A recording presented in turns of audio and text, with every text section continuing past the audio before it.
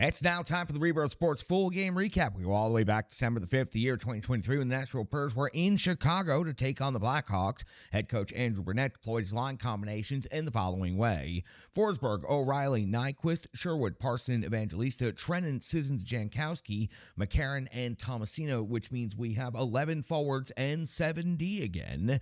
Yossi and McDonough, Luzon and Fabro, Stastny and Barry. Luke Shen is your seventh defenseman. UC Saros gets the start in net for the Nashville Predators. At 1:08 of the first period, it's Soderblom coming up with a save on Sherwood. It's the first shot on goal of the game.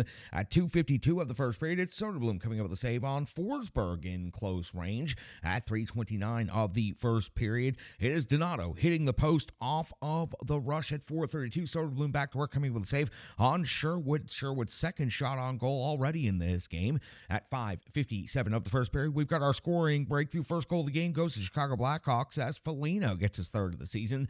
He brings the jam at the post, and the puck rolls up and over UC Saros, hits the post, hits Saros, hits the crossbar, hits Saros, then trickles down in and over the goal line. Good goal for the Chicago Blackhawks. Foligno had a perfect view of it as he was bringing the jam right there from the side of the net. Chicago leads 1-0 here in the first period.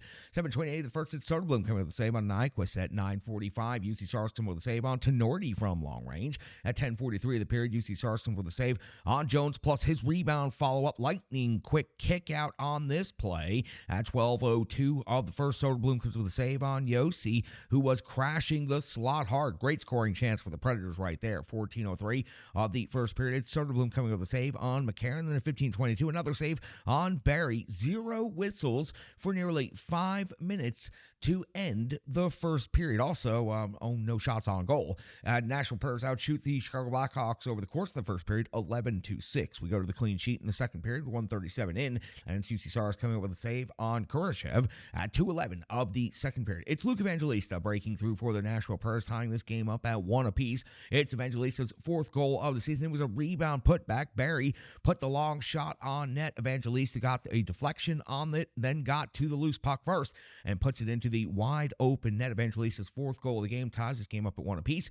At 2:37, so just seconds later, it's Mark Jankowski's first goal of the season. A rebound put back of Sissons' shot, basically got the puck in the same exact location as Evangelista and put the puck into almost the same exact spot as Evangelista. 2-1 now in favor of the Nashville Predators. Lightning quick scores for the Preds, but at 3:09, just as quickly, Dickinson gets the game tied up at 2 apiece. His 8th goal of the season gives the Chicago Blackhawks their second goal of the game. So now we're tied at 2 apiece at 3:09 of the second period after seeing virtually nothing happen in the first period and almost no whistles at the end of the period.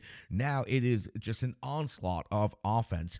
That Dickinson goal was blocker side, wrist shot. There was some traffic definitely involved in the play. 4:32 of the second period.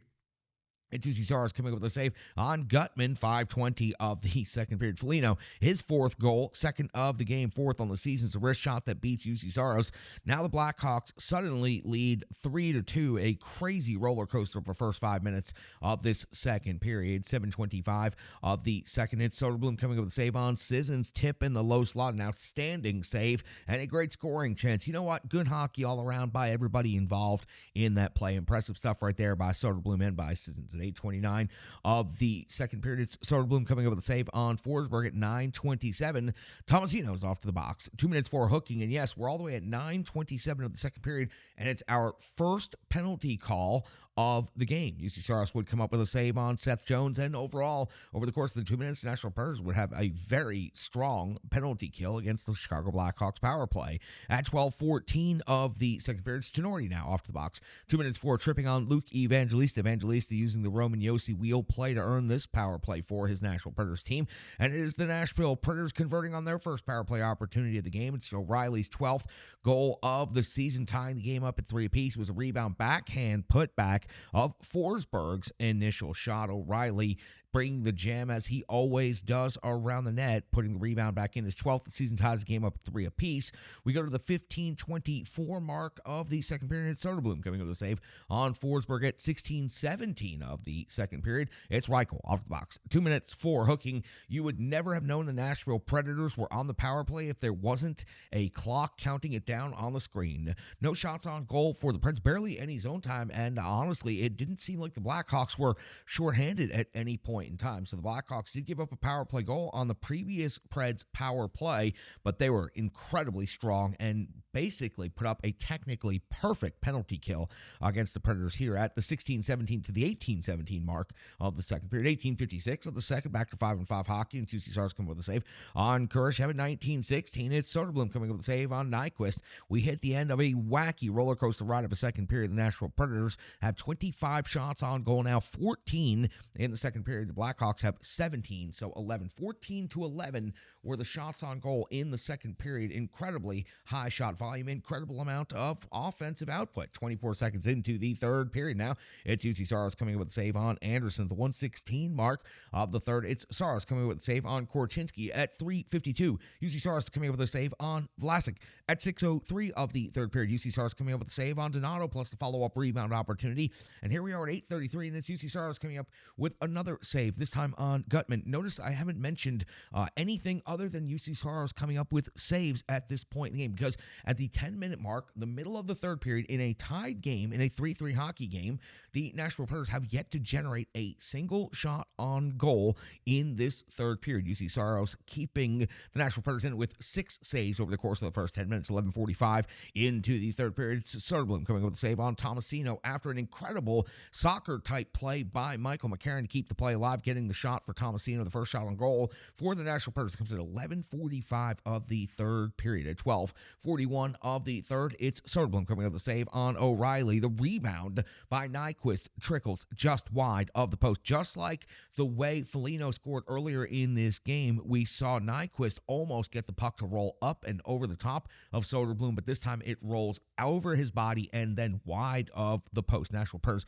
a glorious opportunity. 13:23 here of the third. Saros comes up with a save on Radish off of the rush. The ref took a sick bump while the play was developing, managed to recover, get up, and be there to blow the whistle in time and see UC Saros come up with a save. It was a really good scoring opportunity by Radish off of the rush. Ref taking a bump aside. 14:41 of the third period. It's Soderblom coming up with a save on Nyquist. 14:52. Forsberg off to the box, 2 minutes for holding. No matter how much he protested, there was no way he was going to get overturned on this call. Saros comes up with a save on Radish's redirect in the slot. This is exactly how the New York Rangers cashed in on their power play over the weekend against the Preds, and this time UC Saros was able to stop this one. Radish's redirect from the slot, stopped by UC Saros. 17:04 of the third. Saros comes with a save on Foligno at 18:23. Soderblom comes with one more save on McDonough.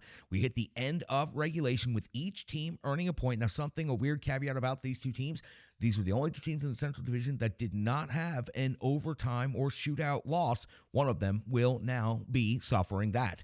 We go into the 3-on-3 overtime, and we are 1:20 into that overtime session. UC Stars is coming up with a save on Connor Bedard, who seemed like he never left the ice during this overtime. 4:09 of the overtime session. It's Soderblom coming up with a save on the captain, Roman Josi. The teams were going up and down the ice, but this was one of your less offensive outputs for this 3-on-3 overtime type session. 4:17, Saros comes up with a really strong save on Connor Bedard, and that would do it for the shots on goal in the overtime session. For the game, Nashville Predators would outshoot the Chicago Blackhawks 30-28, but we still have a shootout to go. Nyquist would go first for the Nashville Predators. He'd use the slow and low approach, go to the left, come on in, cut across the top, and easily score on this opportunity right here on Soderblom. 1-0 Nashville Predators in the shootout. Bedard goes first for the Blackhawks. He hits the wrist shot glove side and just made it look as easy as possible. 1-1 now. O'Reilly goes second for the Preds. He hits the slow backhand. 2-1 now in favor of the Nashville Predators. Johnson is stopped by UC Stars. Philip Forsberg goes backhand high as well from the other side, makes it 3-1 and wins the shootout for the Nashville Predators. Predators officially win the game 4-3. They outshoot the Blackhawks 30-28.